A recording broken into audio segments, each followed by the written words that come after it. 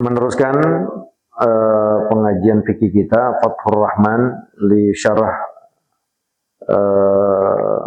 Zubadi bin Ruslan dari Imam Syihabuddin Ar-Ramli rahimahullahu taala wa adama nafa bi barakati ulumihi fid dharain. Walhamdulillah fi rak'atin liman subik bismi wal hurufi wasaddin nutiq. Bismillah itu alhamdulillahi rabbil alamin. Al-Fatihah itu adalah ruknun min arkanis salah. Dia salah satu rukun daripada rukun salat. Wajib imaman wa ma'muman. Baik imam ataupun makmum wajib baca Fatihah kecuali makmum yang terlambat. Makmum masbuk. Dia tetap wajib. Cuman kewajiban itu yatahammaluhu al-imamu, ditanggung oleh imam. Makanya jangan suka gedeg sama imam. Jangan suka gedeg sama ya. Kalau kagak ada imam, kita sembahyang gak baca Fatihah, agak sah sembahyang kita. Nyampe di musola, imam udah baca qul huwallahu ahad, Allahu samad, udah tinggal ruku, kita usolli fardhal isya'i ma'muman, Allahu akbar. Tahu-tahu imam ruku, kagak sempat baca apa-apa itu. Bener gak? Sebenarnya Fatihah secara hukum wajib buat kita. Karena kondisi dan posisinya udah masbuk kayak begitu, Fatihah kita tetap wajib, tapi ditanggung imam.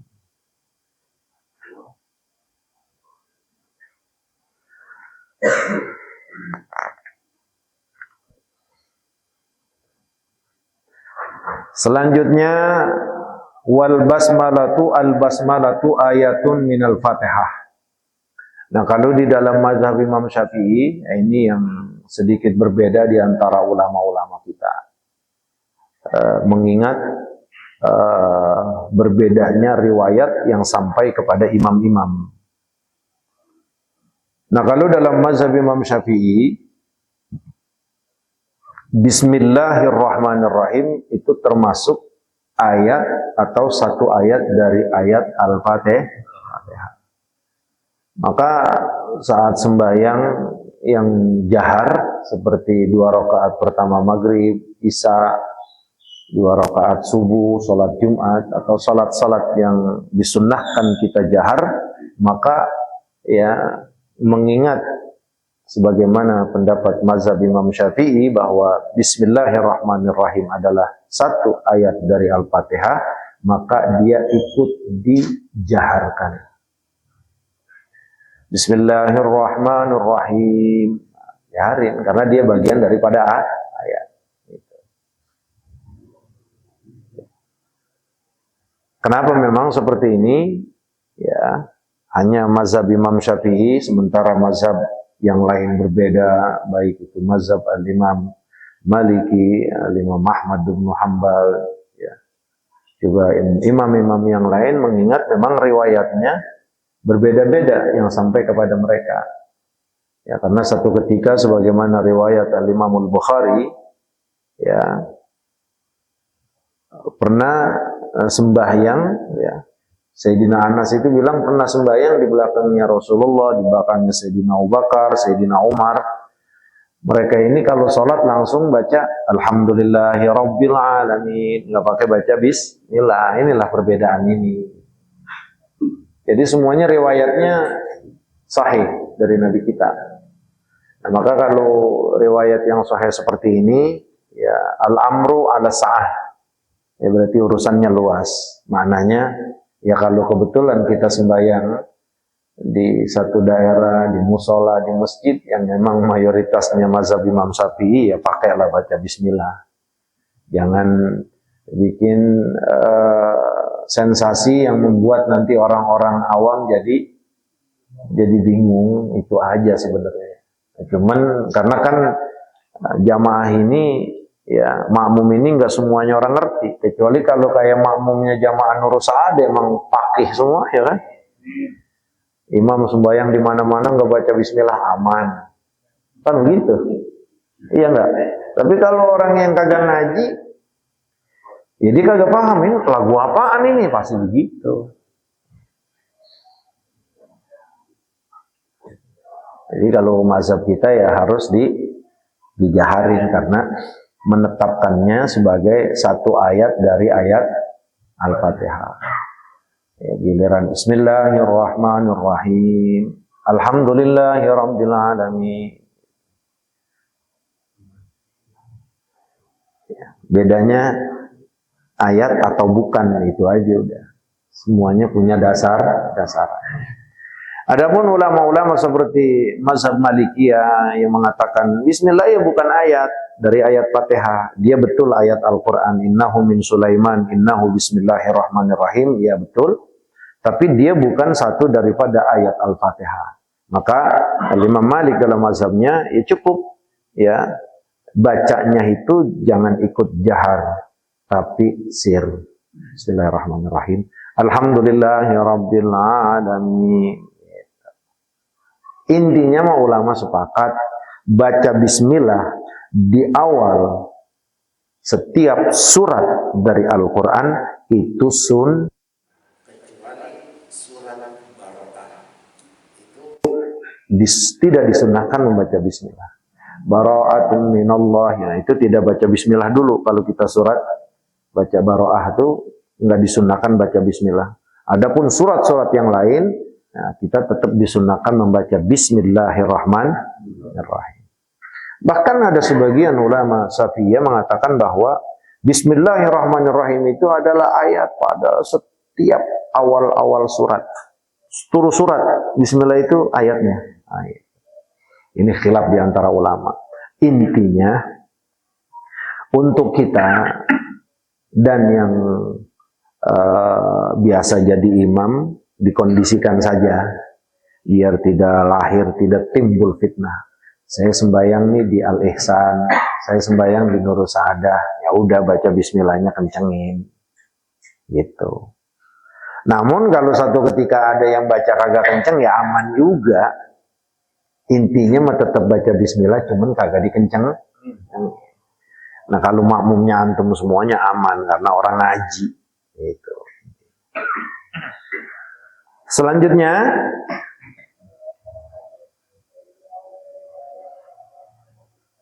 perhatiin.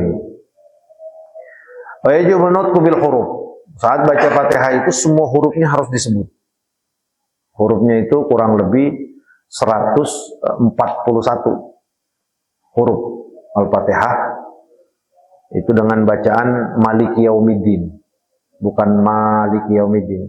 Jadi kan ada dua bacaan tuh. Itu semuanya warid dari Nabi. Boleh bacanya Maliki Yaumiddin, boleh Maliki Yaumiddin. Bebas, itu boleh dua-duanya. At-tasdidatu, ya, wasaddu ayat tasdidatu wahya arba'a asrata syiddatan. Siddahnya itu ada 14 siddah. Seluruh huruf ada 141, siddahnya ada ya 14 sid. Ya. Perhatiin itu. Walau khaffafa harfan musyaddadan minal Fatihati batalat qira'atuhu. Kalau suatu ketika kita baca yang siddah jadi ringan, contohnya Alhamdulillahirabbil alamin. Harus ngulang itu baca. Karena Rabb pakai sid. Ar-Rahman, Ar-Rahmanir-Rahim. Ulang baca. Batal bacaannya. Pengertian batal bacaannya bukan sholatnya yang batal, bacaannya artinya belum dia melaksanakan rukun. Nah jadi bagaimana? Harus ngulang. Contoh. Bismillahirrahmanirrahim. Alhamdulillahirabbil alamin. Ar-Rahmanirrahim. Nggak pakai sidat kan? Dihilangin kan? Ar-Rahmannya dihilang. Nah, ulang berarti. Ulangnya dari mana? Ar-Rahmanirrahim. Maliki yaumid. Sidah tuh kan? Malik atau Malik. Malik yaumiddin. Ulang. Malik yaumiddin. Iyyaka na'budu wa iyyaka nasta'in. Iyyaka na'budu wa iyyaka. Ulang. Itu. Batal bacaannya itu berarti harus diulang. Makanya kalau yang kayak begitu tuh nggak boleh jadi imam. Nggak boleh. Makanya memang kita tuh zaman dulu, orang-orang tua kita saat ngajarin Quran itu yang pertama ditekenin dulu tuh Fatihah dulu.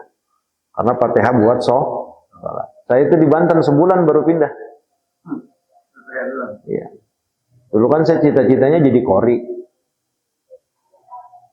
Tapi setelah di Asagopa, kebetulan lagi libur, saya ke Banten. Coba aja jajal, kata babak ke sono. Ke Banten saya. Udah sebulan, Fatihah kagak naik-naik. Ya, saya bosan, saya balik lagi udah.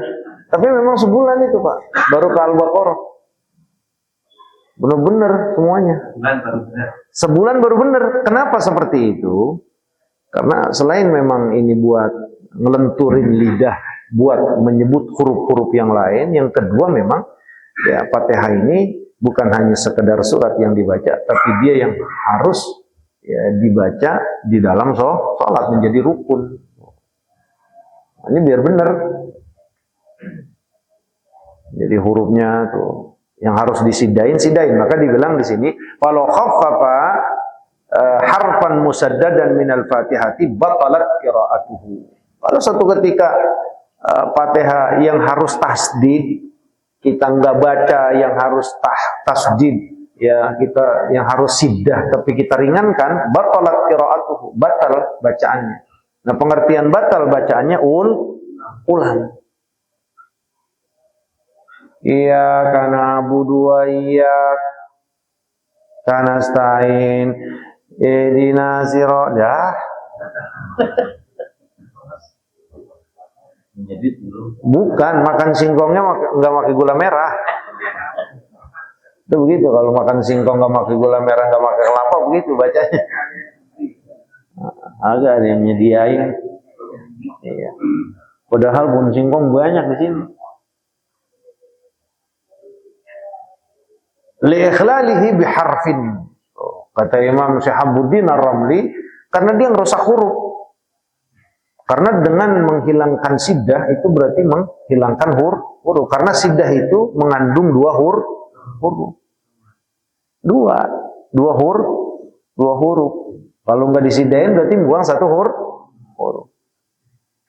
Idzil musyaddadu harfani. Karena yang ditasdid itu huruf yang ditasdid itu adalah dua huruf. Ihdinas siratal mustaqim. Siratal ladzina an'amta 'alaihim ghairil maghdubi 'alaihim waladdallin. Lihat, ada siddah itu.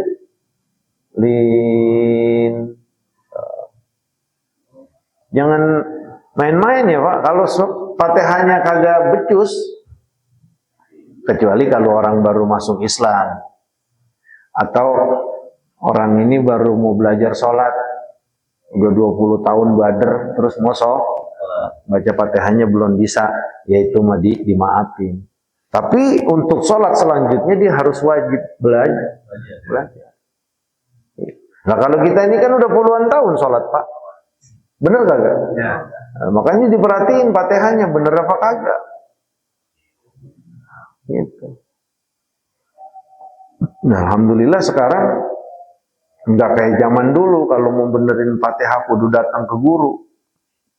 Sekarang semua punya handphone, ketik aja baca Fatihah yang bener dengan lagam yang santai, nggak keburu-buru. Dengerin tuh, ulang-ulang aja tuh.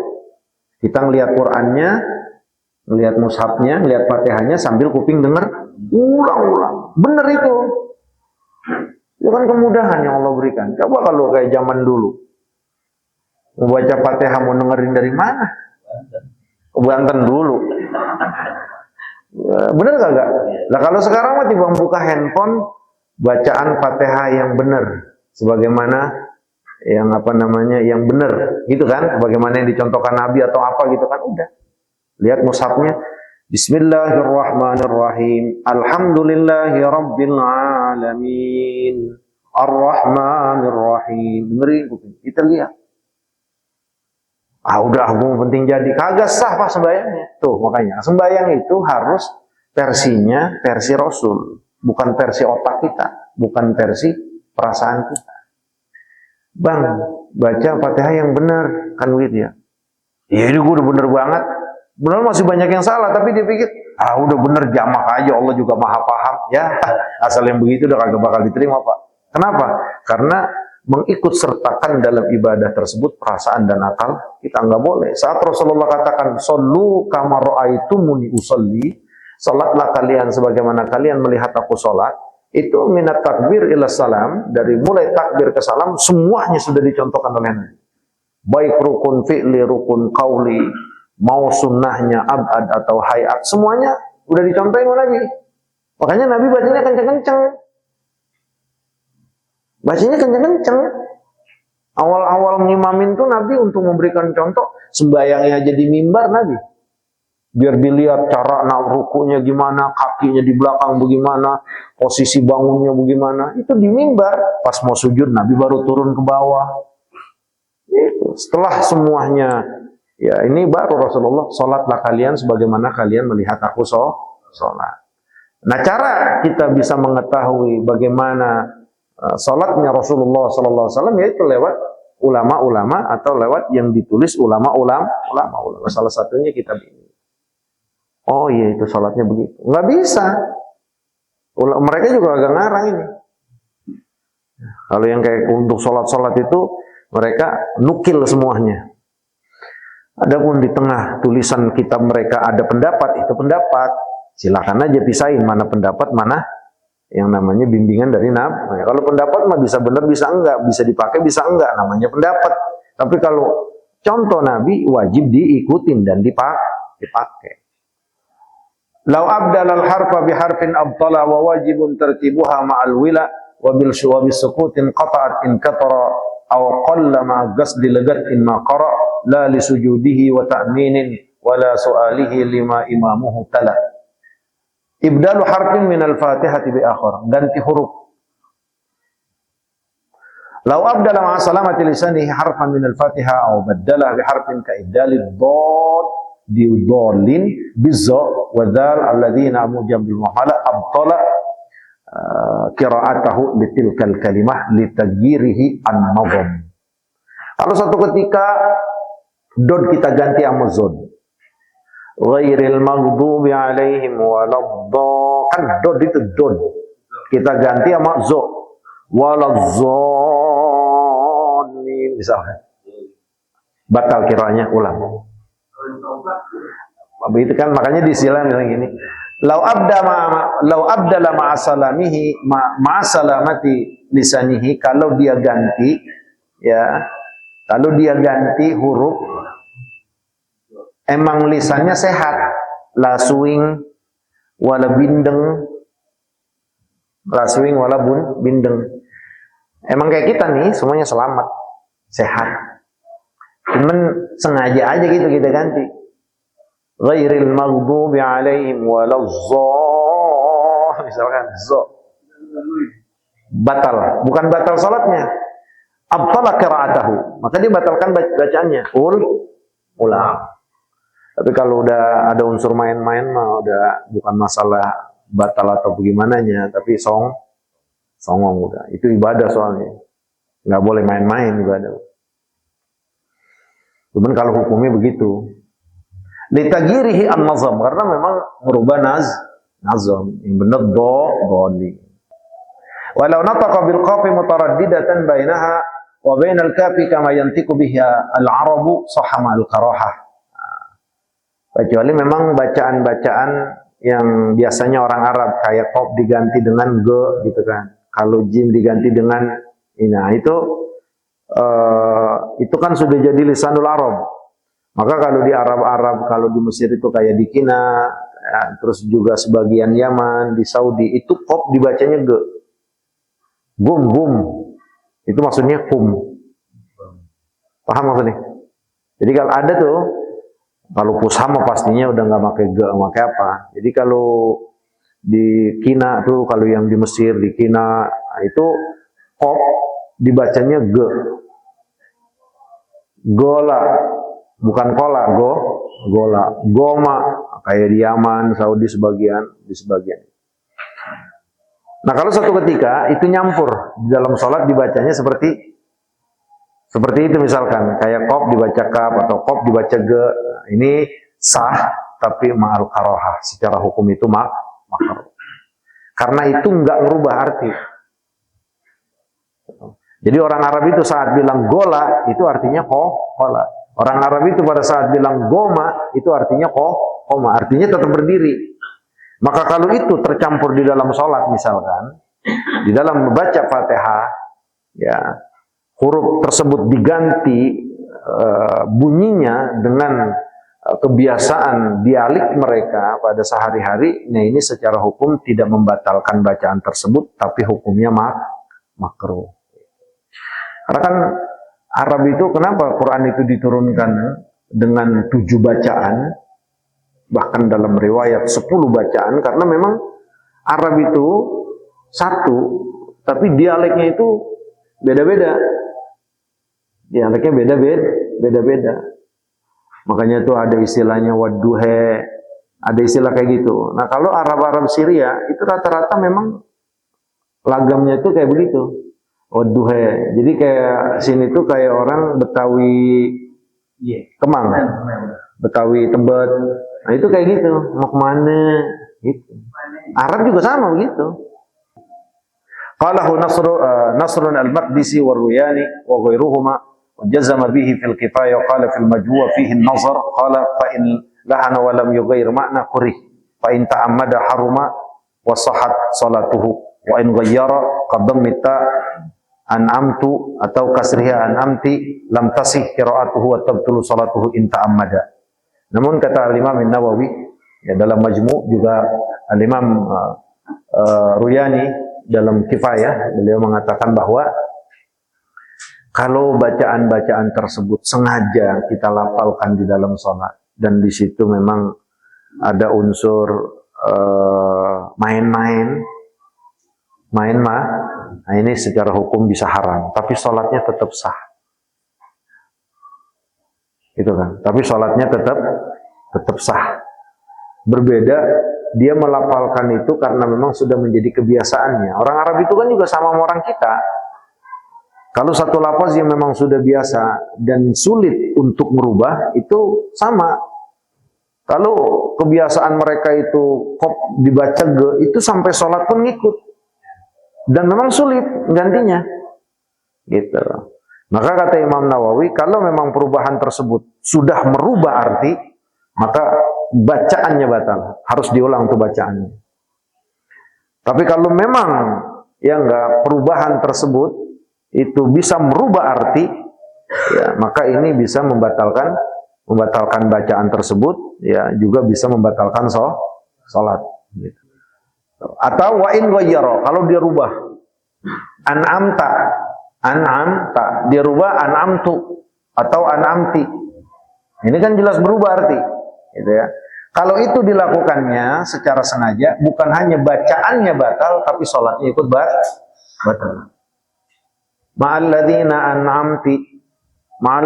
an'amtu, kan gitu kan? Siratal ladzina an'amtu, siratal ladzina an'amti. Sengaja dia baca, maka bacaannya batal, sholatnya batal. Kalau hal tersebut dilakukan itu sengaja. Tapi kalau memang tidak sengaja dia lupa, cukup yang dibatalkannya bacaannya saja, sholatnya masih terus. Makna bacaannya dihukumkan batal, artinya dia harus ngulang. Siratal ladzina an'amta alaihim ghairil maghdubi alaihim waladdallin. Amin. Wallahu taala a'lam bishawab.